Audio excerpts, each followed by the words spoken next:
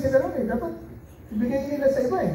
Hindi ko masasabing guilty sila, pero ibig sabihin, lumalabas sa mga investigation ngayon, sa mga issues ngayon, daming sila eh. Kung totoo yun or hindi, we leave it to the court. Pero yun lang.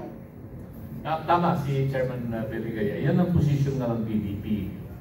Doon sa ipinalabas natin na posisyon ng PDP tungkol sa ongoing investigation dito sa issue ng flood control projects and other infrastructure projects na dapat it should not be Congress ang lead agency that will investigate this matter. Kasi merong ng allegation, merong insinuation, or merong suspicion na yung district engineers at saka regional directors ng DPWH, they only follow orders from some members of Congress. Hindi nila lahat, some members of Congress. So it would not be good if, sabi nga ni Mayor Benji Magalong, hindi magandang tignan na yung criminal, siya mismo ang mag-iimbestiga sa sarili niya. It's going to be, hindi lang conflict of interest yan or what. So, yun ang position ng PDP Laban, which was resoundingly aired by Attorney Topacio, our deputy spokesman ng PDP Laban. Yeah. So, anything more, General Kita, you have anything more to add about this issue of ease of doing business na isa sa napakalaking legacy ni Tatay Digong that really not just paved the way but institutionalized good governance in the Philippines. At last, for so many years after the implementation of the 1987 Constitution, nagkaroon ng pagbabagong pananaw ang mga tao, hindi lamang dito sa Pilipinas, kahit sa ibang bansa, na tumaas talaga yung paningin ng ibang tao sa gobyerno ng Pilipinas. Oy, mga trolls, mag-subscribe naman kayo. Hopefully, magtuloy-tuloy sana ito, na itong legacy na ito. Dahil in place na lahat yung mga batas at mga proclamations. Puro kayo comments ng comments na nang di maganda, hindi naman kayo nag-subscribe. Big ng konti, baguhin at improve kung kinakailangan. Boss Kids, kung ayaw mag-subscribe, tanggalin kita. Pero, kanina si Chairman Bertica, yung plano na naman nilang baguhin ang saligang batas at nabanggit niyan tungkol nga dyan sa federalism, which is really one of the principal reason why we have PDP Laban existing as a party, kasi yun ang isa sa primary mission or goal ng PDP Laban to establish eventually a federal system of government. But yung akin kasi as one of the constitutional reformers and advocates for changing the Constitution, federalism cannot be done outright. So I have proposed this as early as 2005, yung evolving federalism. The evolving federalism, meaning anong ang pangit? Autonomy of the local government units. Pareho pala tayo. Si Chairman Belinga kanina, binanggit niya na one of the ways that Congress can do now in the 2026 budget would be to allocate more resources to the local government units and let the local government units implement these infrastructure projects that have immediate impact on the community. Binabanggit niya yung Economic Development Council from the barangay going up to the regional level, up to the national level.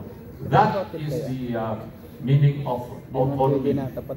When you give the government powers and duties to perform, give them also the financial support and make them accountable for whatever funds that would be coming from the national government. Apps Because gamit that mo, is no? the real meaning of people in Hindi power. kayo updated. That's the meaning of people in power. Anong People in China ang power gamit? is not just giving them this power. They have Paano to be mo nasasabi ng China ang gamit? Wala ako sa China. Wala rin ako sa Pilipinas. Siguro kung babaguhin natin yung Constitution, if you have to change the Constitution and there is a proposal in the House of Representatives, I think may gain traction, that is to call for a constitutional convention. Alam mo, bros, Pero kung ang sayang purpose pangalan ng mo. constitutional convention as aired already by the proponents in the House is merely to correct a minor grammatical error, why call it constitutional convention?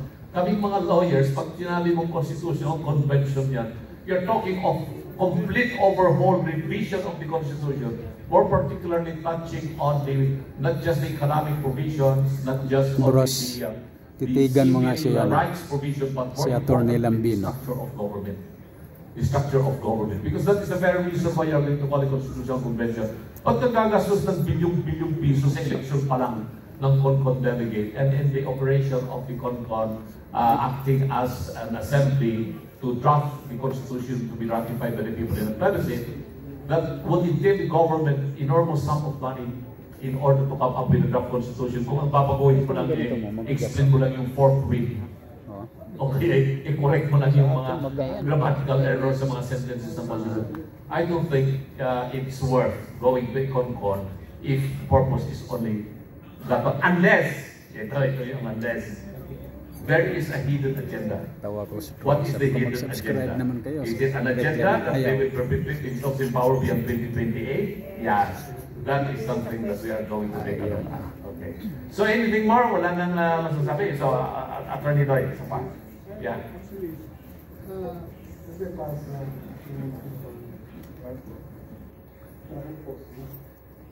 Ang tawag ng Jack Mawatan. Jack Mawatan. Hindi ko maintindihan. Pag Jack Mawatan, in Ilocano, Jack Mawatan din ka. Hindi ko maintindihan yan. Dito sa mundong mapaghihinang, ang misisa pang makapitan, yung nailok-lok na inaasahan, di ka man lang pakinggan. Agad-agad kang papatawan, ganyan ba ang ganda tingnan na gano'n, no? buhay mo'y sadyang nakaraan, tumulong sa inaapit na hirapan. Ligas na makatawag pagkakarungan, hangad lagi sa kabutihan. Kaya ang igano ng maintindihan sa iyong mahal na kabunan. Tunay na hindi maintindihan ng iba ang kaibigan. Ang batas walang kinikilingan ay apo di ka mauwatan. Tayong lahat may sinumpaan sa ligang batas ay paglaban. Aligantunin ay isa sa kataparan, dapat sundin ang puso't isipan. Tinipad ayon sa katotohanan ang batas ng buong katapatan. Tunay na hindi maintindihan itong mga ibang nahirang. Mali na nga pinagpipilitan ay apo Jack Mawatan. Kapag hindi kayang ulitan ang gusto ng maling paraan, mananakot at nakakasuhan, dadakpin at iaalay sa dayuhan. Itong mga naghahari-harihan ang tunay na sanatang. Tunay na hindi naintindihan ba't sila nagkakaganyan dahil pa sa pera-pera lang ay apoy sa Mawatan. Ang sabi ng banal na kasulatan, papalain ka ng katotohanan, manalig dahil sa katapunan, pangalan ng kanilang niliyakan, Panginoon, ganap na nililisan, ito ang dapat paghawakan. Maling gawain ay binabalikan sa taklang araw, puhusgahan.